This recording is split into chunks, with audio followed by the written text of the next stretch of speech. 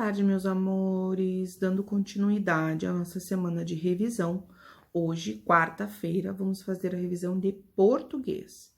E assim, como todas as outras avaliações, o que a tia coloca? Primeira coisa que eu coloco nas avaliações, um textinho. O textinho que a tia escolheu para esse exercício é muito legal, textinho muito bonitinho. A interpretação de texto também tá bem legal, então o que a gente precisa ter? Precisamos ter atenção na leitura, prestar atenção nos personagens, prestar atenção no que acontece, fora que a gente tem a possibilidade de fazer a consulta, você ler a pergunta e voltar até o texto para procurar a resposta. Então tá bem legal. Essa parte da interpretação vocês tiram de letra com toda certeza.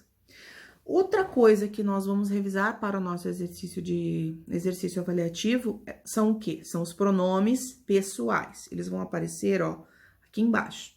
Os pronomes pessoais, eles podem estar no singular e no plural, e eles substituem os nomes nas frases. Então, eu tenho o eu, tu, ele, ela, você, no singular. Nós, vós, eles ou elas e vocês no plural. Então, por exemplo, quando a tia usa a palavra Maria, a frase Maria comeu morangos. Qual é o nome que eu poderia usar um pronome pessoal para substituir? O nome da Maria. Então, qual o pronome pessoal que eu poderia usar para substituir o nome Maria? Ela comeu morangos. Então, se eu me colocasse também nessa frase, essa frase já não estaria no singular. Então, Maria e eu comemos morangos. Então, essa frase vai estar no plural. Então, se a Maria já não está mais sozinha e eu estou incluído, quem é eu e Maria? Somos nós. Então, nós comemos morangos. A gente vai tirar as dúvidas na nossa aulinha online, a gente vai fazer, como todas as revisões, a gente vai fazer alguns exercícios, ok? Então, vai estar bem legal, não precisa ficar preocupado, combinado? Então, ó, outra coisa que a gente precisa falar um pouquinho e relembrar são as palavras monossílabas, dissílabas, trissílabas e polissílabas. Elas vão aparecer, ó, aqui do ladinho. Então, quando a tia diz que uma palavra é monossílaba, ela tem apenas uma sílaba. Quando eu digo que uma palavra é dissílaba, ela tem duas sílabas. Quando eu digo que uma palavra é trissílaba, ela tem três sílabas. E quando eu digo que uma palavra é polissílaba, é porque ela tem 4 ou mais sílabas. Como é que eu fico sabendo quantas sílabas têm as palavras? Ou na hora da separação, ou mesmo na hora que a gente lê a palavra. A gente pode ler pausadamente para saber quantas sílabas ela possui. E separando ou não essas sílabas, a gente já sabendo que elas podem ser monossílabas, dissílabas, trissílabas ou polissílabas, a gente tem também ainda a nossa sílaba tônica. A gente já falou bastante sobre ela. A sílaba tônica é aquela que a gente pronuncia com mais força. Por exemplo, na palavra converse. Escutaram? Converse. A sílaba tônica é o ver. Converse é a sílaba que eu pronuncio com mais força. Então, meus amores, a gente pode identificando a sílaba tônica, a gente precisa agora prestar atenção em qual posição ela está na palavra. Sempre lembrando que a gente considera sempre da última sílaba para a primeira, ok? Então, uma palavra vai ser oxítona quando a sílaba tônica estiver na última sílaba, como, por exemplo, a palavra canguru. Canguru, a sílaba tônica uru, está na última sílaba. Se a palavra for paroxítona, a sílaba tônica vai ser a penúltima sílaba. Como, por exemplo, a palavra macaco. A palavra macaco, a sílaba tônica está na penúltima sílaba. E se a palavra for proparoxítona, a sílaba tônica vai estar na antepenúltima sílaba. Então, como no exemplo, antílope. Antílope. A sílaba tônica mais forte é o ti e está na penúltima sílaba, ok? Vamos lembrar, né? Então, amores, a gente vai continuando a nossa revisão, e uma outra coisa que a gente vai ver também é a pontuação com diálogo, a pontuação no diálogo. A tia vai colocar um trechinho de um pequeno textinho, só um trechinho pra tia mostrar para vocês como é que a gente faz e qual a pontuação que a gente usa para iniciar um diálogo em um pequeno texto, em um parágrafo, ok? Então, ó, as frases que a tia escolheu no pequeno texto, a primeira frase que vai iniciar essa transformação na fala do personagem é essa aqui, ó. Tratou de apressar o passo até alcançá-la e explicar. 2 pontos. Vocês viram que tem 2 pontos ali?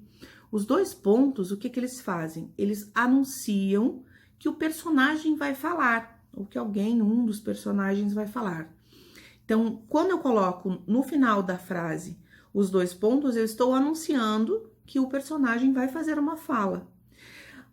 O ponto que indica e marca a fala do personagem é indicado pelo risquinho, bem no início, antes do personagem começar a falar. Esse risco é chamado de travessão. Ele é um tracinho e é o travessão, por quê? Porque ele indica a fala, ele que marca o início da fala do personagem. E, consequentemente, o ponto final encerra a conversa, encerra a fala. No caso, a menina, a linha seguinte, aos 2 pontos, diz assim: andar sozinha no cemitério me dá um frio na barriga. Ela encerra, não é? Ela poderia encerrar, mas no caso ela continua falando.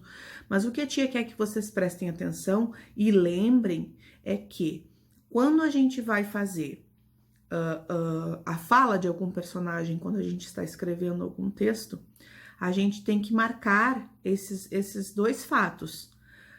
O final da frase e o indício de que o personagem vai falar. Então, quem vai indicar isso são os 2 pontos.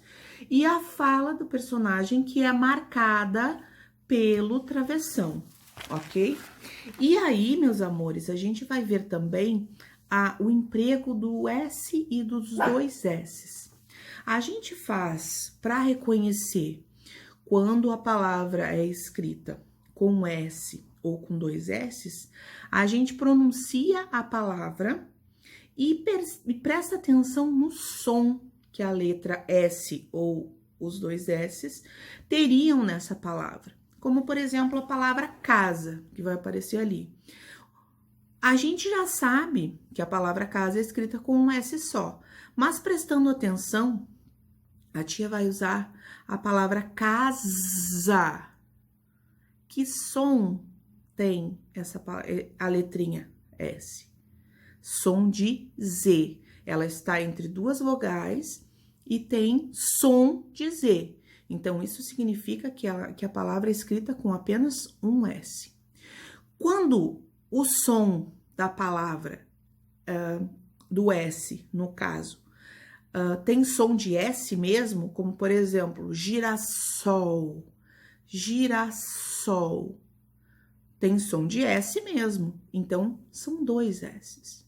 Esse é um pequeno detalhe que na pronúncia a gente consegue descobrir se a palavra é com um S ou com 2 S's. A gente vai treinar um pouquinho sobre isso também na nossa aula online.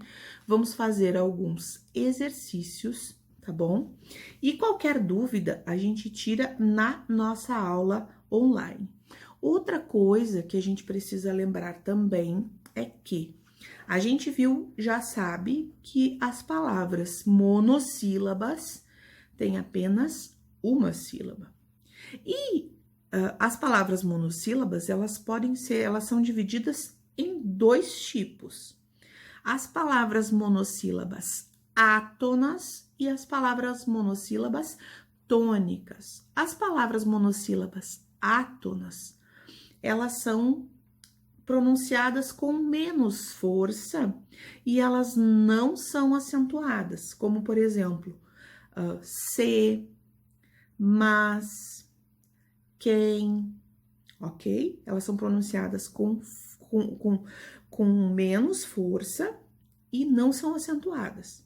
As palavras monossílabas tônicas, assim como a sílaba tônica, que é a sílaba mais forte, elas são pronunciadas com força, com mais força, e normalmente são acentuadas, como por exemplo, só, nó, dó.